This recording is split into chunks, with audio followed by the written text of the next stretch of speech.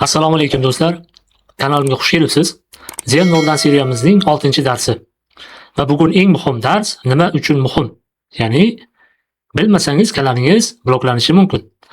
Oldingi darsda nima nashr qilish mumkinligini o'rgandik. Bugun esa aksincha nima nashr qilish mumkin emas. Ya'ni nima narsalar taqiqlanganligini ko'rib chiqamiz. Zenda 3 darajali jazo tizimi bor. Birinchisi maqola cheklanadi, ikkinchisi kanal to'liq cheklanadi, uchinchisida bu kanalingiz to'liq bloklanadi. Diqqat bilan tomosha qiling. Birinchi va eng og'ir kategoriya bu to'liqligicha taqiqlangan kontentlar hisoblanadi. Bularni nashr qilsangiz kanal darhol bloklanadi. Qayta tiklab bo'lmaydi. Birinchisi birinchi darajali blok pornografiya bolalar pornografiyasi. Bu mutlaq taqiq, hech qanday bahona ketmaydi. Ikkinchisi bu giyohvandlik targ'iboti. Giyohvandlikni targ'ib qilish yoki tayyorlash ko'rsatmalari mutlaq taqiq hisoblanadi. Uchinchisi bu qurol va portlovchilar. Qurol, portlovchi moddalar sotish yoki tayyorlash ko'rsatmalari mutlaq taqiq hisoblanadi. Tarixiy kontekstda qurol haqida yozish mumkin, lekin amaliy ko'rsatma yo'q. To'rtinchisi terrorizm va ekstremizm. Terrorizm va ekstremizm va zo'ravonlikka chaqiriqlar mutlaq taqiq hisoblanadi. Hech qanday bahona bundan mustasno emas. Hatto tahlil sifatida ham xavfli. Beshinchisi bu nafrat targ'iboti. Istalgan asosda millat, irq, din, jins, yosh, odamlar guruhiga qarshi nafrat uyg'otish taqiqlangan. Hatto iqtibos qilish ham tanqidsiz bo'lsa qoidabuzarlik hisoblanadi. Endi ikkinchi darajali cheklanishlarga kelamiz. Bu klikkey sarlavhalar. Klikkey sarlavhali maqolalar faqat obunachilarga ko'rsatiladi. Yangi auditoriya olmaysiz, o'sish to'xtaydi. Ko'pchilik bilmagan va eng tarqalgan xato. Bu ikkinchi darajalining ikkinchisi ko'chirilgan kontent. Boshqa saytdan nusxa olsangiz, boshqa saytdan nusxa olib mana shu maqolangizni joylashtirsangiz, bu kanalingizni cheklanishiga olib keladi. Eng muhimi ko'chirilgan kontent bo'lgan kanallar faqat bir marta tekshiriladi. Ikkinchisi sun'iy ko'rsatkichlar. Bot orqali ovoz yig'ish, o'qish, do'stlardan bir vaqtda klik qildirish, o'z qurilmalaridan sun'iy o'qish, Zen bularni aniqlaydi, hech qanday xavf olmaydi, lekin bu pokazlarni pasayishiga, prosmotrlarni pasayishiga, o'qishlarni pasayishiga olib keladi. Uchinchi darajali nima? Nashr. Nashr mumkin, lekin pul kelmaydi. O'lim va og'ir kasalliklar, terrorizm va harbiy harakatlar, tabiiy ofatlar, fitnalar nazariyasi va yolg'on ma'lumotlar, siyosiy va ijtimoiy to'qnashuvlar, bu mavzularda yozish mumkin, lekin monetizatsiyasini rejalashtirsangiz uzoq bo'ladi.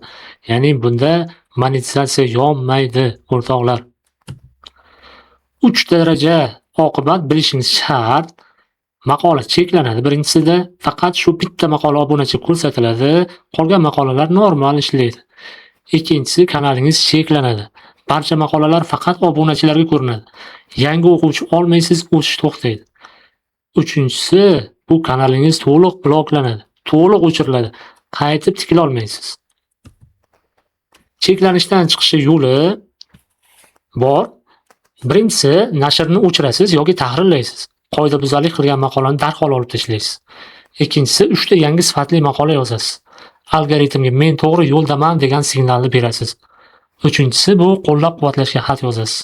Qayta ko'rib chiqishni so'rang. Yiliga 3 marta imkoniyatingiz bor. Ko'chirilgan kontent, ya'ni seriya kontent deydi, faqat bitta tekshirish, ikkinchi marta rad etiladi. Ana endi do'stlar, birinchi maqolani qanday yoziladi? Hozir sizlar bilan amaliy darsda buni ko'rib o'tamiz. Buning uchun dastlab kanalimizga kirib olamiz. Kanalimizda mana shunday oyna ochiladi. Mana bu yerdan plus tugmasini bosamiz. Bu yerda 3 xil variant taklif qiladi. Napisat statio, napisat post, загрузить video. Napisat stationi bosamiz. Napisat stationi bossak, tepasida zagolovka, pastida rasm va tekst joyida turadi. Biz zagolovkani tayyorlab olgan statiyamizni joylashni boshlaymiz. Men tayyorlab qo'yganman. Bu statiyani qanday tayyorlashni keyinchalik yana bitta darsdan so'ng sizlarga o'rgataman.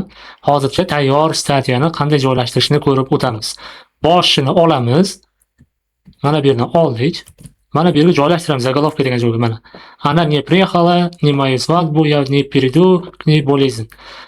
Bu Statyamizni zagolovkasi hisoblanadi va biz tayyorlab olgan rasmimizni mana bu yerga joylashtirishimiz kerak. Biz rasmimizni yuklaymiz. Bu yerga ham rasmni tayyorlab qo'yganmiz va maqolani joylashtirish boshlaymiz. Olamiz, hammasini olamiz. Va mana shu yergacha olamiz. Помогите нашими героям в kommentariях to'xtatib turamiz. Buni hozir boshqa joyga qo'yamiz. Buni oldik va joylashtiramiz. Mana do'stlar, statyamizni teksti tushib keldi. Buni bir tekshirib olamiz. To'g'ri tushdimi, noto'g'ri tushdimi, hammasini tekshirib qo'yamiz. Mana ты должна приехать banna bu huquq bilan boshlanadi. Statyani har bir narsasini tekshirib olganimizdan so'ng biz обликовать, ya'ni nashr etish bo'limini bosishimiz kerak bo'ladi. Mana bu yerda bitta nimasi bor va oxiriga yozdirganmiz. Bu o'zi yozib beradi. Перегнули я или правильно, ya'ni to'g'ri qildimmi, noto'g'ri qildimmi nimani bir marta shunday belgilab turib, mana shuni bossak, alohida bu savol tariqasida, ya'ni auditoriyaga savol tariqasida yozib qo'yadi. Biz buni обликовать tugmasini bosamiz.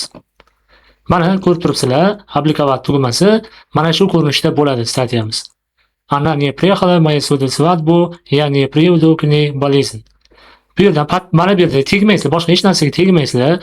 Mana bu yerda подписчиga agar sepalzavatilini o'tib qolgan bo'lsa, подписчигini bosib qo'yinglar, chunki sizga kommentariy bildirayotganda albatta подписка tugmasini bosadi. Bu sizga kerak bo'ladi.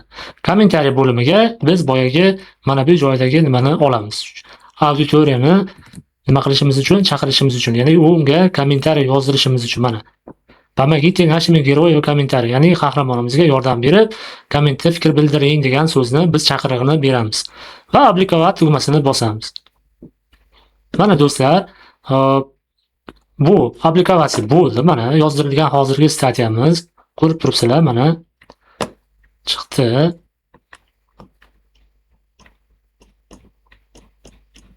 Va oxirida mana перегнули я правильно сделали, ya'ni to'g'ri qildimmi yoki noto'g'ri qildimmi degan savolni mana bu yerga beryapti-da.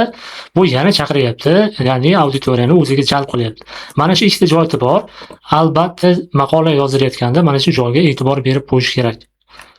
Bizning maqolamiz tayyor bo'ldi. Studiyaga o'tamizda bir tekshirib qo'yamiz. Mana maqolamizni последний publikatsiyaga joylashtirdi. Hozircha STR nimasi chiqqani yo'q. Hurmatli do'stlar, bugungi darsimiz shu bilan o'z nihoyasiga yetdi. Sog' bo'ling, salomat bo'ling. Keyingi darsda ko'rishguncha xayr.